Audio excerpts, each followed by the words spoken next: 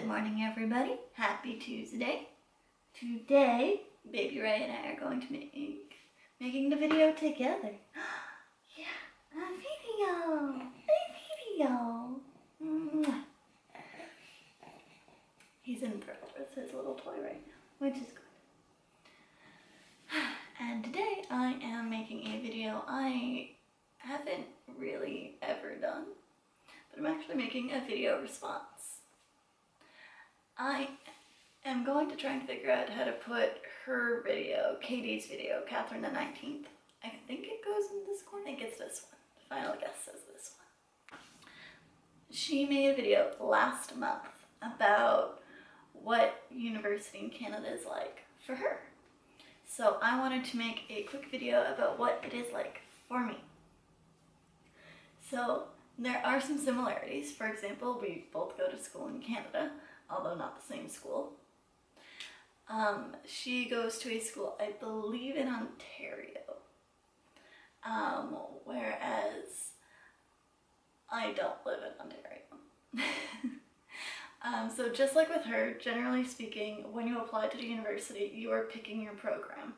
So maybe you want to pick sciences as your degree program, maybe arts, maybe business, the list goes on. But you pick your degree program.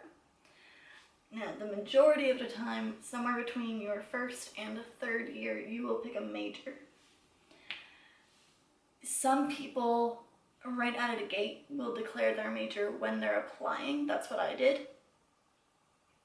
But other people, like my brother is a good example of that. He is in his third year now. He's about to wrap it up. Yeah. And he has yet to declare a major. He's not quite sure. Yeah. Do you want to sit so you can see the camera? Yeah? 1 second. Yeah, come on. Come here, though. We'll see if this keeps him occupied. But anyway. So generally speaking, you pick your major somewhere between year 1 and year 3. It is possible to graduate with a degree without a major or a minor. You could graduate with just a general arts degree. You could graduate with a general business administration degree. But I think it's somewhere like 92% of people from a university end up picking a major before they graduate and declaring it. So, and just like hers, I think this is a standard practice, at least in Canada, just across the board. But to be considered a full-time student, you have to be taking 4 courses or more. Anything less than 4, and you are considered part-time. So currently, this semester, I am a part-time student because I help out with this dude. I work full-time, and I just couldn't handle more than the courses I'm taking now. But next semester, huh buddy? Next semester will be full-time. Yeah. But anyway, and again, I think time allotments for classes are pretty standard across the board in Canada, but I'm not 100% sure on that. You have to have at least 3 hours of course time per week for each course. So, for example, you could have an hour-long course 3 times a week, a course that is an hour and a half twice a week, or a 3-hour course once a week. Each course is worth 3 credit hours, so to me it just makes sense, 1 credit hour, 1 hour of course a week.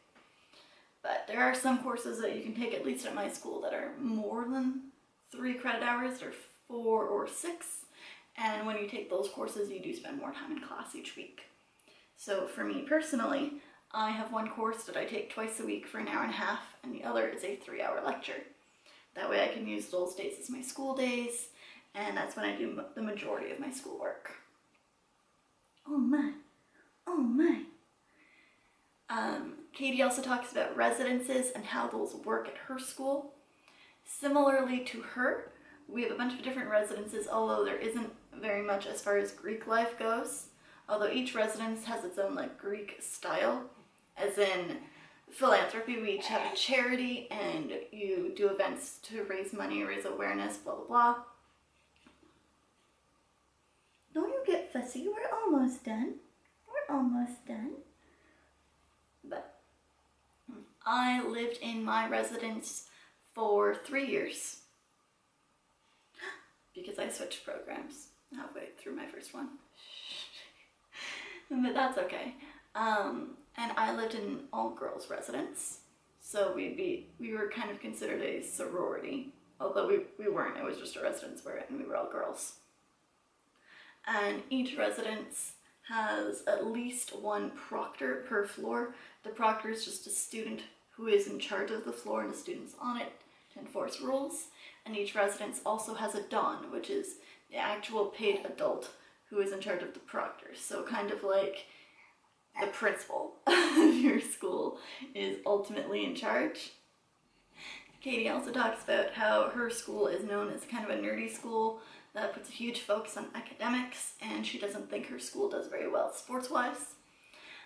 My school is known as a very academic school. We have some of the only, I don't want to say the only programs, because obviously each school has a program, but we have some programs offered at my school that aren't offered really at many schools in Canada, which is kind of interesting. You are breathing awful hard, buddy. Are you just really excited? Yeah, and a little bit congested. A little bit congested. But anyway. But we do have pretty good sports teams, actually. Our school isn't always first, but we do usually place top 3. So for me, that's not a big thing. I'm not really a sports person, but a lot of people really care, and they dress up and go to the games and cheer super loud. I've even had professors who canceled class on game days so that we could all get pumped and go to the game. So sports are a big deal at my school, but not everyone is a fanatic about them. Yeah. Yeah. Some of us are too busy. Too busy. Yeah. But that's it for this week, guys. Thank you for watching. Can you say thank you for watching, right? Thank you. Say bye-bye. Say bye-bye. So if you liked the video, feel free to like and hit that subscribe button. I will put the link to Katie's video in a card and also down below. She's super fun to watch. She's one of my favorites at this point, so you should feel free to check her out.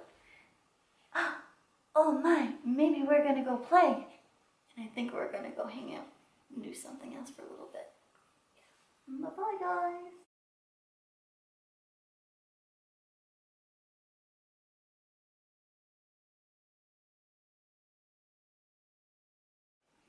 You ready?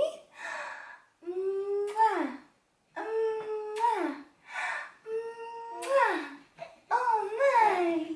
Yeah. You ready? You're gonna make a video?